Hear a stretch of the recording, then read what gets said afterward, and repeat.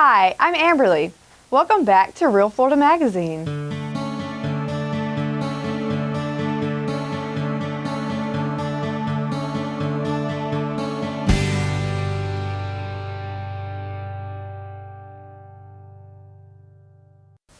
Welcome back. We've got a great time scheduled this weekend. We've got the homecoming for Chipley, Florida. Here now with Dee Harper. Dee, thank you for taking the time to speak with us today.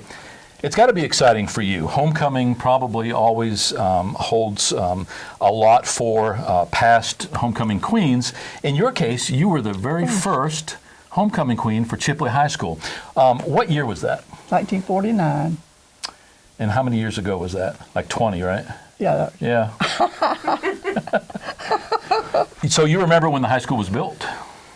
No, but my mother did graduate from that high school, but it was called Washington County High School at the time. I don't remember when it got changed to Chipley High School.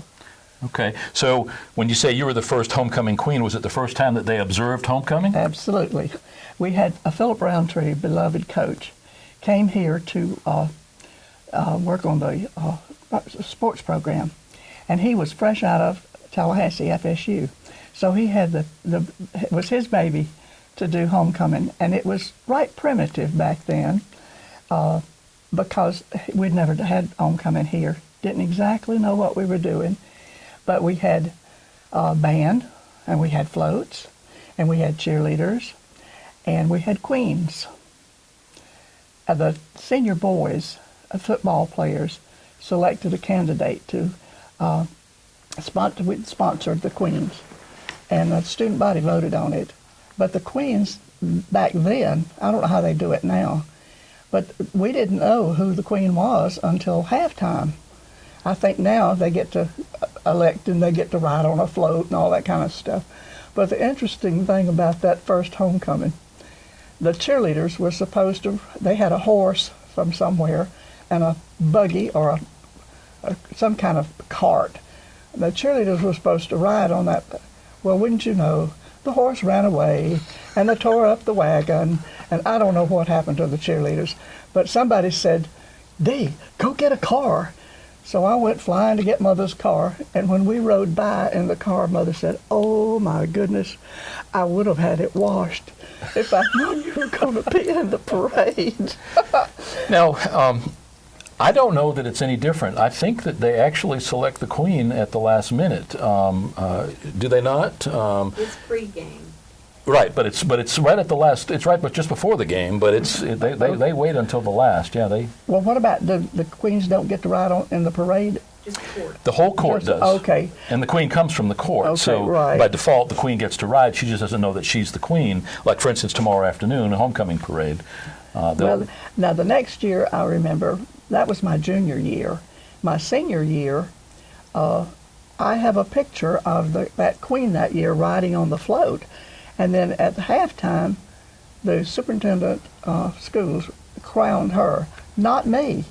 And I couldn't figure that out. I thought, why didn't they let last year's queen, crown this year's queen? Well, anyway, but they did get to ride on a float. I never got to ride on a float until my class had their 10th reunion.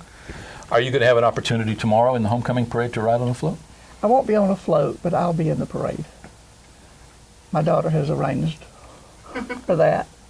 It sounds like you're getting lots of surprises this weekend. Am I ever? I just told my daughter I think I want to give her a spanking because she's pulled so many surprises on me. And I'm telling you, I'm just overcome with all of this.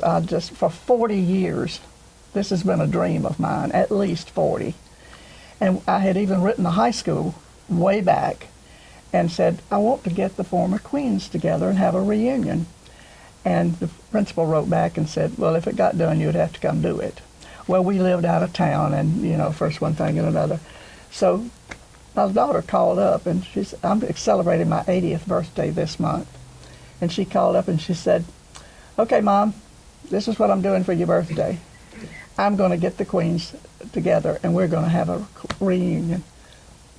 Don't you think that touched my heart? Absolutely. Oh, my.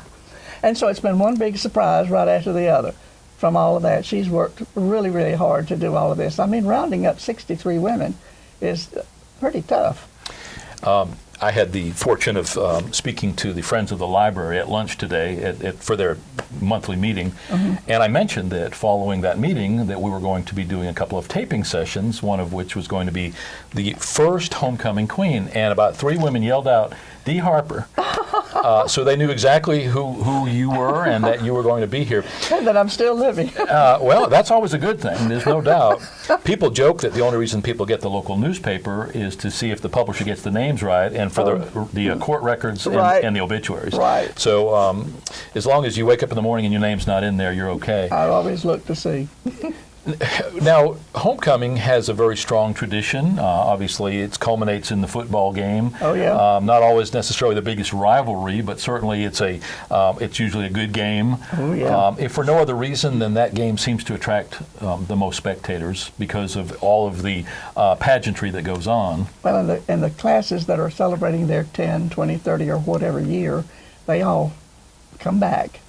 We try to cover a lot of the local events, parades, festivals, and I think that we've had the invitation to attend 12 or 13 individual Oh, how neat. class year reunions, Oh, neat. which obviously we physically just can't do them all. Oh, right. But it's good to know that people care enough about that tradition That tradition. that they want to observe it. I think that I just had my 45th high school reunion, and I haven't attended the first one yet. But it's a long way away too. Oh, yeah. But I would like to do that, if for no other reason than to show people that I still have hair, and I mean, there's great revenge, I think, during that time. Well, I just saw a girl a while ago that she walked in. She says, "Oh, Dee," and I'm thinking, who are you? And it's somebody I knew a long time ago. We went to the same church. Our mothers and fathers were friends. And I thought, oh my, I wouldn't have known her in 100 years. And I was thinking she might say the same about me. And I'm sure tomorrow when all those girls get together, it's going to be, let's see now, which one are you? I imagine you'll have name tags. Oh, yes. That's probably Oh, going to yes. See, most of these girls that are going to be there tomorrow, they weren't even born in 1949. I mean, they're going to think, wheel me in on a... Well, what's interesting is your daughter Kim contacted us. She sort of reached out wanting to know if we wanted to at least cover the event in an article for the magazine. And I suggested, I think we can do a little bit better than that and maybe invite some of the returning queens to, come and talk and have some fun with it. But do you know that there have only been 2, including yourself, who have responded or who want to be a part of that? You're kidding. And really, I would have thought that many of the current queens, the ones within the last 8-10 years that still live here, would scramble at a chance to do that. I would have to. I mean, because most of them like to do photo sessions with us and participate in other things. Oh, yeah. When was it that you moved away from Chipley? Oh, 1969. So you were already married at that point? Okay. Did you marry your high school sweetheart? No. I married a good old Texan. Not a rich one, but a good old Texan. How did you meet your husband?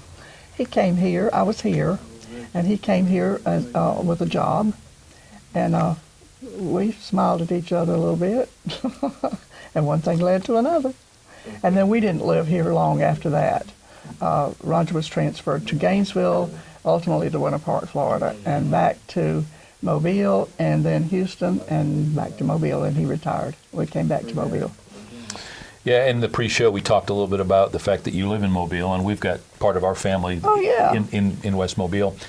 When was the last time that you were back here in Chipley, for any reason? Oh, I come back here a lot, because I said I've got a lot of my classmates that still live here, and I come every opportunity. My classmates, three of us, 4 including me, had a little weekend at the beach last spring. A lot of fun. We did not leave the place. We talked for 4 straight days.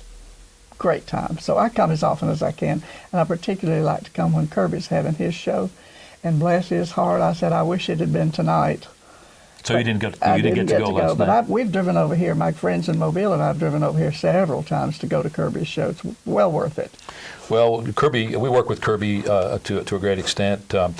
He's got bona fides that most people don't realize. His certifications and his national recognition has been strong. Oh, very. Yeah. I mean, he's been to Mobile twice to do programs over there. First time it was just the neighborhood. And a lot of people wanted to come back, so he did. He's been over there twice, and then he got kind of out of our price range. Now, when was the last time you came back for a high school reunion? Well, let's see. It was in 25, I think. Isn't that right? So it's been a while. It's been a while. Mm-hmm. Now it's been a while. We decided, my classmates still get together twice a year because they got to where they were just sort of dying off. And so we decided once a year was not good enough. So we meet twice a year now. So, but I think it's been a while since we actually were in the parade and, participated in the football game and all that. That's been a little while. What's the most enjoyable part? I realize that you've just got here. You're just getting ready to experience this weekend. But what's the thing you most look forward to about this particular homecoming? Paying tribute to my daughter for all of her hard work, and I want this to be as special as she wants it to be for me. I really want that to happen.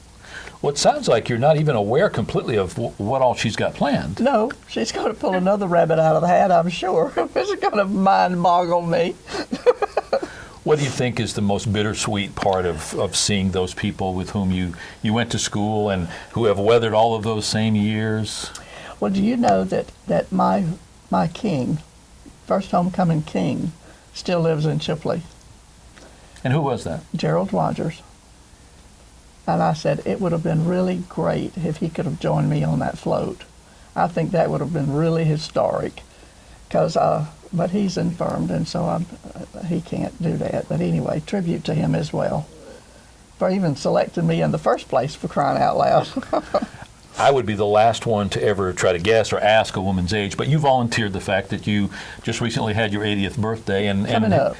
Oh, it's coming up, and happy birthday in case I forget. Thank you. But you are remarkably in good shape.